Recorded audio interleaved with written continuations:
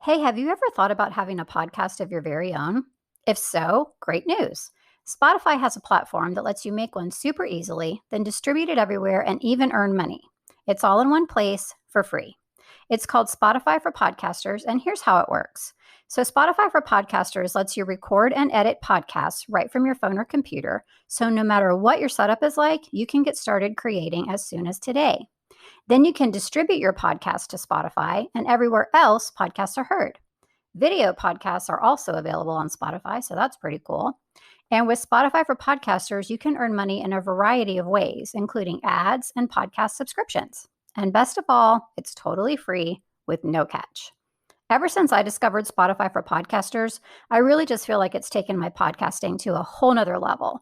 So I highly recommend you give it a try if a podcast is something that you've been thinking about as well. Just download the Spotify for Podcasters app or go to www.spotify.com/podcasters to get started.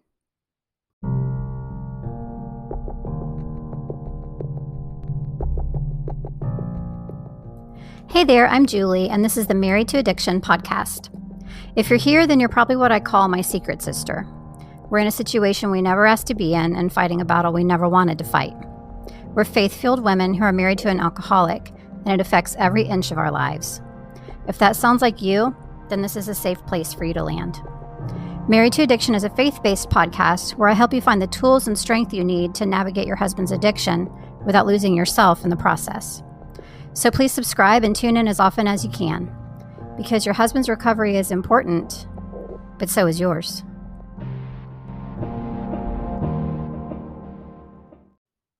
Have you been having trouble with setting boundaries for your alcoholic husband? If so, then I have created something that was made specifically for you. It's my Boundaries mini course, and in it, you will not only get a better understanding about boundaries in general for us as wives of alcoholics, but you will also walk away with some boundaries of your very own that you can put into place as soon as today. In this Boundaries mini course, we're going to talk about how to create healthy boundaries based on the right foundation and why they are so important for us when we're married to somebody who's addicted. We'll talk about what the Bible has to say about boundaries. Yes, they're biblical. We'll talk about why you may not have had success with creating or adhering to boundaries before, as well as the number one misconception around boundaries for wives of alcoholics. I'll also give you some examples of some healthy boundaries that you could create. And I'll show you how to successfully put healthy boundaries into place in your own life, which enables you to feel so much more empowered and peaceful.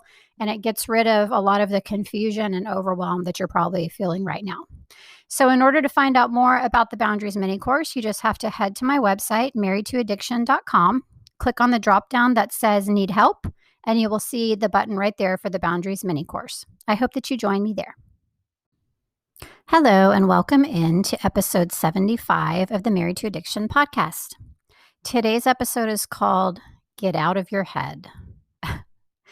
This is actually one of my very favorite topics because getting out of my head changed my life. And we're going to talk about that a little bit here today. So in my private group, the Secret Sister Circle, we've been talking about focus this week. And focus is a big part of getting out of your head. The fact of the matter is that for most of us, especially as wives of alcoholics, toxic thoughts are poisoning our minds and our life. So the first thing I want you to realize is that toxic thoughts, negative thoughts, which of course lead to negative feelings, we've talked about that before, are not from God. So if they're not from God, where do you think that these poisoning thoughts are coming from? You've heard me talk before about being the loudest voice in your husband's ear. I'm sure you've heard me say, if you're the loudest voice in your husband's ear, then he can't hear from God because God has a still small voice. So if God has a still small voice and we have a big, loud, yelling voice, it's going to be really hard for our husbands to get direction from the Lord. Same thing goes for us. Are you the loudest voice in your own ear? Do the toxic thoughts that swirl around your head all day, every day, keep you from being able to hear God? So what do these toxic thoughts sound like? Well, Sometimes the voice in our head sounds like bitterness. Sometimes it sounds like anger or even rage. Sometimes it sounds like despair or hopelessness. It can even sound like self deprecation. If that is what is swirling around in your head all day, every day, then how are you ever going to hear from God? We ask God for help, especially in this situation. We ask Him for answers, right? What do we do? What do I do? I can't deal with this anymore. What do I do? But sometimes God gives us answers, and they're not really the answers that we want to hear. So we can tune Him out and replace what He said with our own take on the subject or our own feelings on the subject. Sometimes we ask Him for answers, and we're not even listening for the answers because, like I said, our head is already so full of our own stuff, our own feelings, our own ways to look at things. You have got to get out of your head. The enemy wants you to stay negative. He wants you to stay confused. That's a big one. And if you can't hear from God, you stay confused, right? He wants you to stay distracted, which is another big one. He wants to make sure that you're making your decisions, and that can be big decisions about your life, or that can just be little decisions throughout your day of how you're going to handle things. He wants you to make those decisions based solely on your feelings, right? Our feelings are all over the place when we're married to an alcoholic. Our feelings are also not facts. Our feelings are reactions to things, but they are not always facts. He wants you to make decisions based on those things and on your feelings instead of what God wants you to do. And if He can keep you confused and distracted, that's exactly the place that you will make your decisions from. The biggest problem with that is that we can derail ourselves big time when we do this. Can you look back in your life and think about a situation? It might be a big situation that derailed you for a long time, or it might just be something smaller that you look back and you think, man, I wish I wouldn't have done that. Can you think of times in your life that that's happened? I sure can. I can think of some real big decisions that I made based solely on my feelings that completely derailed what I now know was God's plan for me.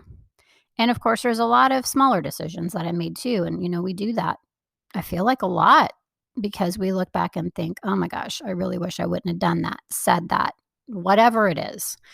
Those are almost always decisions that we've made based on our feelings, whether it's a feeling in the heat of the moment, whether it's a feeling that just took us down and we couldn't get a handle on it.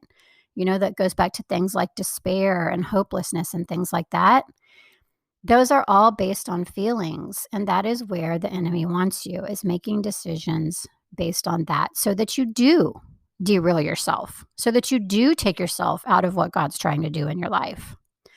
So you have got to get out of your head, because when you get out of your head, you know what else you do? You get out of your own way. We get in our own way a lot, as I just described. But when we get out of our head and subsequently out of our own way, this allows us to become open to what we're being shown, because first of all, now we're listening, right? We're actually listening for those answers that we've asked for instead of just playing our own narrative in our head all the time. You're listening. You're open to what you're being shown. And you begin to take sensible action from that place instead of just taking whatever chaotic action based on your feelings and or living in a constant state of reaction, which I think is a huge one for us as wives of alcoholics. Do you feel like you just are living your life in a state of reaction? I did that for years when my husband was addicted, and that is such a hard way to live. It is constant chaos. It is constant stress. It is constant anxiety. It feels horrible. You got to get out of your head so you can get out of your way.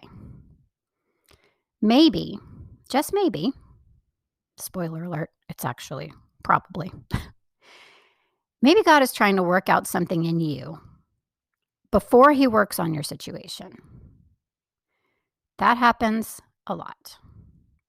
But you are so stuck in your own way of thinking and wanting to stay there, whether that be consciously or subconsciously, that you are missing that completely. You're totally missing what God's trying to do in your life. What if you're waiting for God, but God is actually waiting for you? So just some food for thought for you today. Getting a handle on our toxic thoughts and getting out of our head so we can get out of our own way, so we can then be in line with what God is trying to show us and be open to that, and taking action from that place is critical in our lives in general, but especially when we are involved in a battle like this, where there is almost a constant pull for our thoughts from the enemy. He wants to be in your head. He wants you to be in your own head, and he wants you to be stuck in that state of negativity, confusion, distraction, etc. So we really need to do some work here. It starts here. It starts here. Every positive change in your life, every positive change in my life has started with getting a handle on my thoughts and getting out of my own head. Of course, that's something that we work on in the Secret Sister Circle. So if you would like more help with getting a handle on your toxic thoughts so you can make these changes in your life and start moving in a better direction, we would love to have you join us there. If you need more information, you can just go to www.marriedtoaddiction.com and click on the Need Help dropdown, and you will see the link for the Secret Sister Circle right there. Please go check it out. It is such an amazing, wonderful community of women just like you, going through the same things you are, sharing with each other, encouraging each other, lots and lots and lots of coaching and teaching by yours truly, based on all of the things that I've seen and experienced and, have learned over the last few years of working with women just like you. So we would love to have you join us there. Please go at least take a look at that. And if you feel a little nudge to join, then be prayerful about it and do what you feel led to do. As always, thank you so much for listening, and I will see you next time.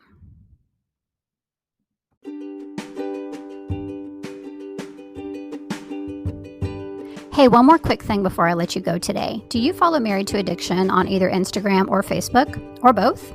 If not, I would love to have you join me over there.